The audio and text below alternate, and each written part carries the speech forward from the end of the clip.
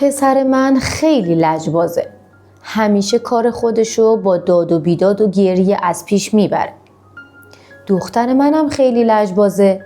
اکثر اوقات در مقابل چیزی که میگم مخالفت میکنه و فقط روی خواسته خودش پافشاری میکنه. دیگه موندم در مقابل این همه لجبازی بچه‌م باید چی کار کنم؟ لجبازی یکی از مشکلات رایج تربیتیه که اکثر ما والدین باهاش درگیر هستیم.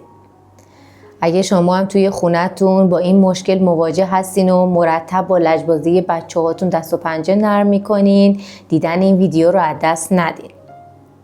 من توی این ویدیو 10 تا راهکار خیلی عالی و بی‌نظیر بهتون معرفی میکنم که به کمک اونها میتونید لجبازی بچه‌تون رو تا حد زیادی کاهش بدید.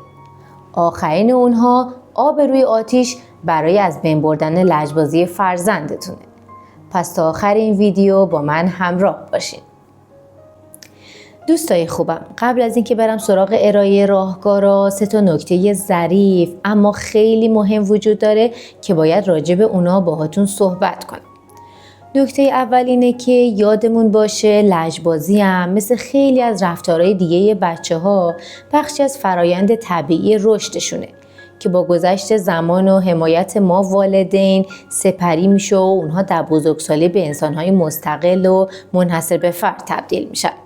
مهم فقط این هستش که بتونیم این بحران رو مدیریت کنیم تا بهشون کمک بکنیم در بزرگسالی به انسانهای قدرتمند و درخشان تبدیل بشن. نکته دوم راجع به همین مدیریت بحران لجبازیه. اون هم به این برمیگرده که اول از همه دلیل لجبازی فرزندتون رو بفهمید که ما لجبازی بچه‌ها رو به 2 تا دسته اصلی تقسیم می‌کنیم. یا برای کسب استقلالشونه یا برای جلب توجه والدینه. اگر شما دلیل واقعی لجبازی فرزندتون رو کشف کنید، بهتر از قبل میتونید کمکش کنید و بحران لجبازی رو در کنار اون سپری کنید.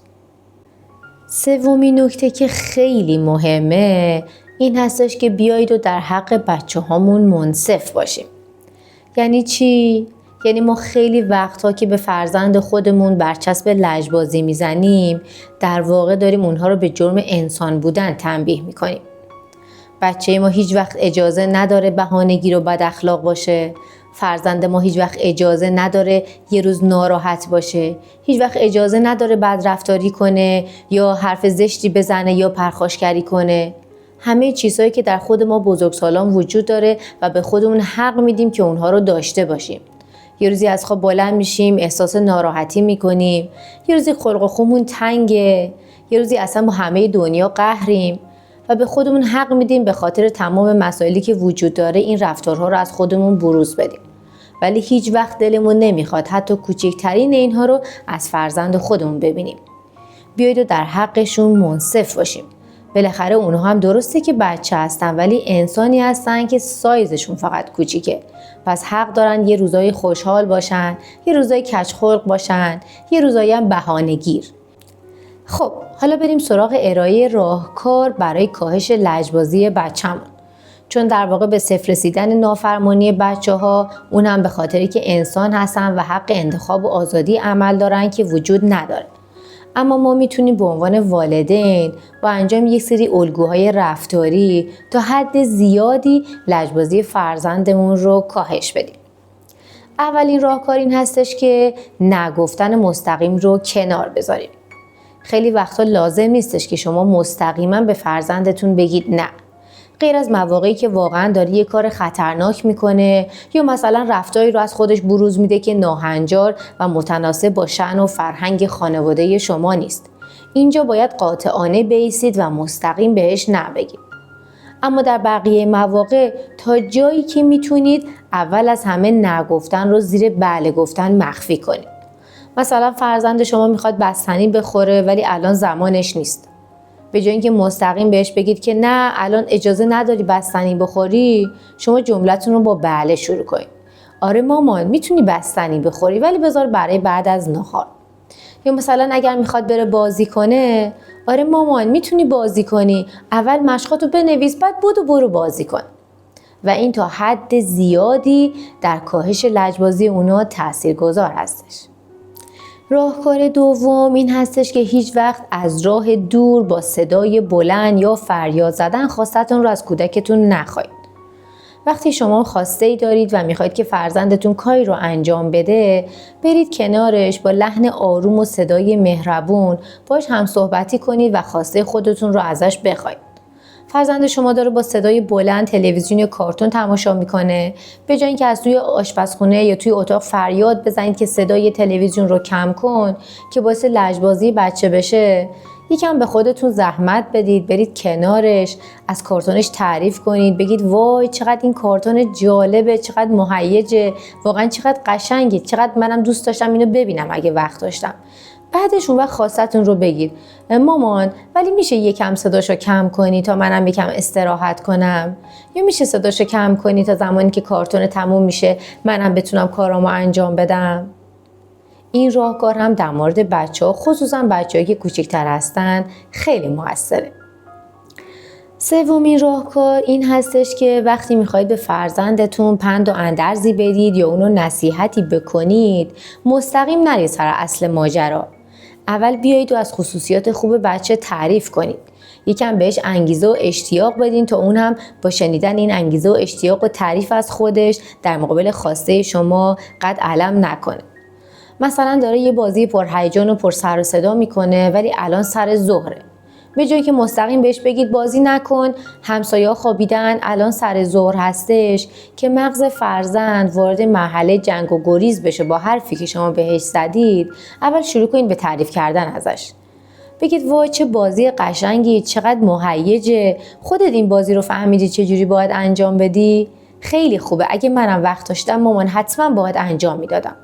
اون وقت بهش بگید که خیلی بازیت خوبه مامان، ولی اگه یکم آرومترم بازی کنی ازت ممنون میشم. آخه الان سر ظهره، همسایه‌ها خوابیدن، یا مثلا الان سر ظهره و من یکم کار دارم، یا مثلا بابا میخواد استراحت کنه، ولی بعدش میتونی بعد از ظهر بازیتو کامل و مثل الان پرهیجان انجام بدی.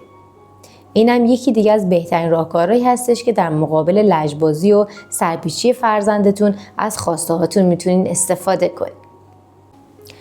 راهکار چهارم برمیگرده به استفاده صحیح و درست از الفاظ و کلمات مناسب و دوستانه در زمان مکالمه و محاورتون با فرزندتون.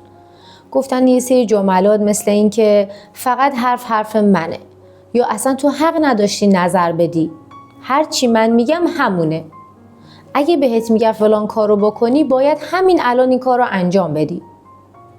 هیچ کس دوست نداره با قلدری و زورگویی باهاش صحبت بشه. اگر شما به فرزندتون با احترام صحبت کنید، قطعا جواب احترام رو احترام خواهید دید.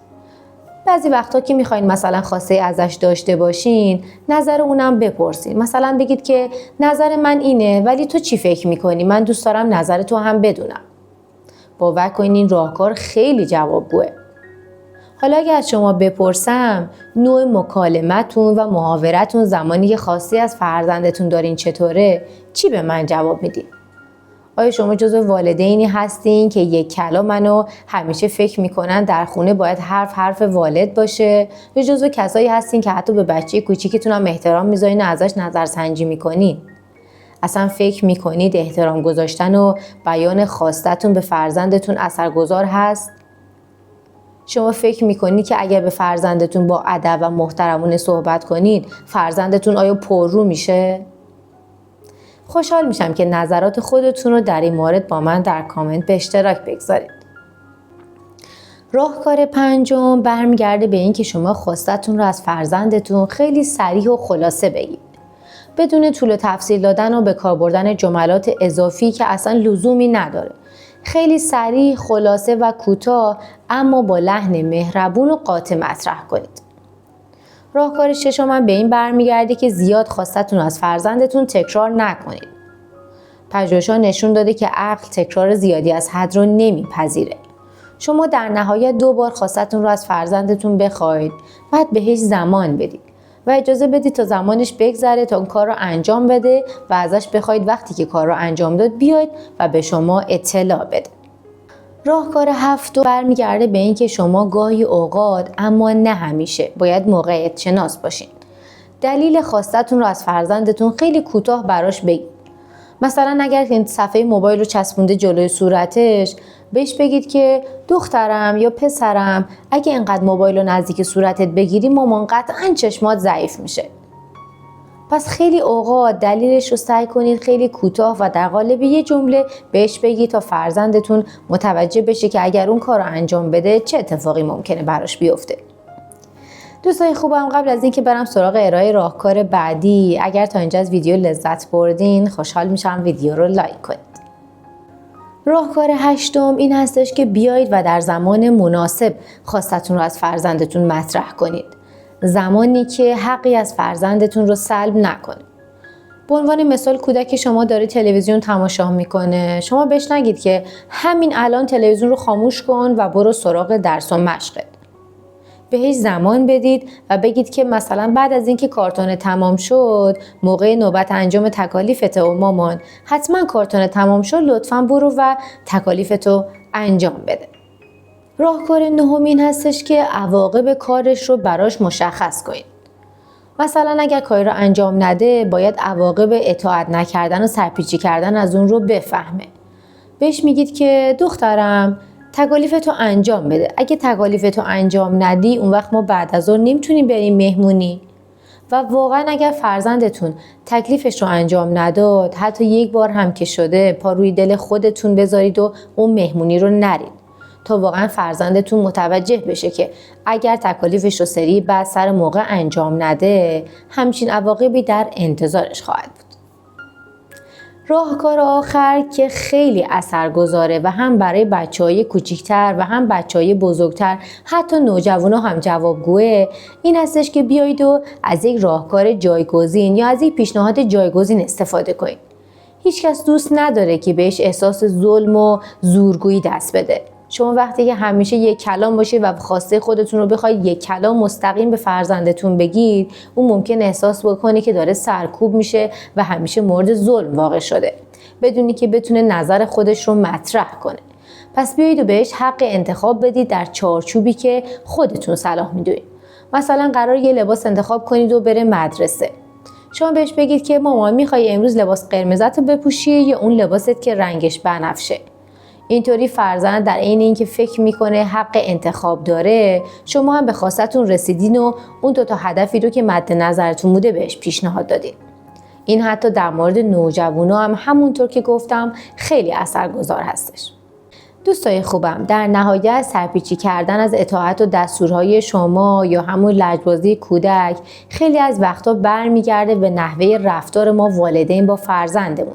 اینکه چطور خواستمون رو ازشون بخوایم، با چه لحنی بخوایم، چه زمانی رو مناسب بدونیم و چطور باشون برخورد بکنیم در اجرای دستورات ما از طرف اونا خیلی اثرگذاره.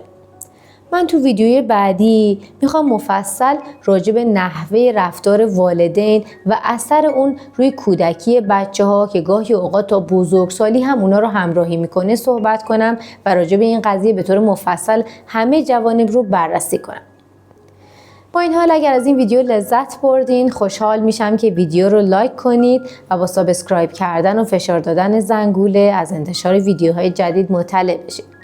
مثل همیشه به امید داشتن روابطی قرین از شادی، همکاری و توازن بین والدین و فرزندان.